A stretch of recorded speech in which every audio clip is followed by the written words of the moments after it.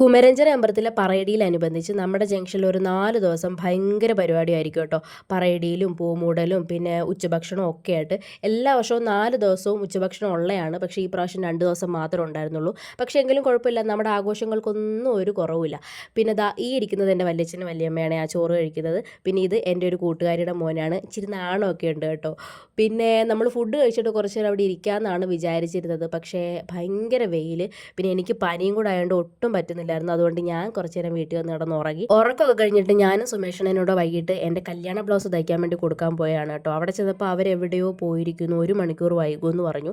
അപ്പോൾ നമ്മൾ വിചാരിച്ചു എന്നാൽ ഫുഡ് കഴിക്കാമെന്ന് വിചാരിച്ചിട്ട് നമ്മൾ ശരവണ ഭവൻ്റെ ഫ്രണ്ടിൽ ചെന്നപ്പോൾ പരിചയമുള്ള ഒരാൾ, ഇവള് മിക്കപ്പോഴും ജോലി കഴിഞ്ഞിട്ട് ഇവിടെ കോഫി കുടിക്കാൻ വേണ്ടി വരാറുണ്ട്. പക്ഷേ ഇപ്പോൾ അവിടെ വെച്ച് കാണുമെന്ന് ഞാൻ വിചാരിച്ചില്ല കേട്ടോ. പിന്നെ അവൾ ഞങ്ങൾക്ക് കമ്പനി തരാൻ വേണ്ടി ഞങ്ങൾക്ക് വിഷമമായാലോ എന്ന് വിചാരിച്ചിട്ട് ഞങ്ങളുടെ കൂടെ കയറി മസാല ദോശ കഴിച്ചു കേട്ടോ. പിന്നെ നമ്മളൊരു 2-3 കടയിലും കയറി ബ്ലൗസൊക്കെ തയ്ക്കാൻ കൊടുത്തിട്ട് നേരെ തിരിച്ചു പോയിരുന്നു കേട്ടോ.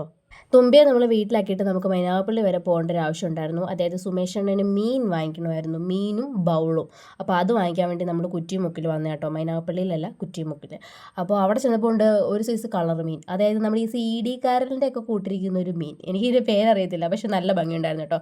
അവിടെ മീൻ മാത്രമല്ല, താറാവും കുഞ്ഞാന്ന് തോന്നുന്നു, താറാവ്, പിന്നെ ഇങ്ങനെയൊക്കെ ഉള്ള കിളികൾ, ലവ് ബേർഡ്സ്, ഇതൊക്കെ ഉണ്ടായിരുന്നു. നമ്മൾ പിന്നെ മീൻ വാങ്ങിച്ചിട്ട് ഇറങ്ങിയിട്ട് തിരിച്ചു വരുന്ന വഴിക്ക് നമ്മൾ പള്ളിയിൽ കയറി മെഴുകുതിരി കത്തിച്ചു. അപ്പോൾ ഉണ്ട് സുമേഷണ്ണൻ്റെ കാലിൽ ഒരു പട്ടി ഇങ്ങനെ കിടന്ന് പിടിക്കുക.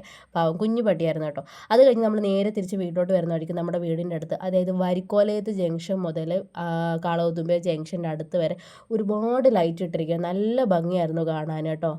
പിന്നെ ദേവി വരുമ്പോൾ ദേവിയുടെ കൂടെ താലപ്പൊലിയും പിന്നെ പൂമൂടലും അങ്ങനെ ഒരുപാട് പരിപാടികളുണ്ട്. അതൊക്കെ ആയിട്ട് ഞാൻ അടുത്ത വീഡിയോയിൽ കാണിച്ചു തരാം. പിന്നെ സുമേഷണ്ണൻ എന്നെ വീട്ടിലാക്കിയിട്ട് തിരിച്ചു പോയി.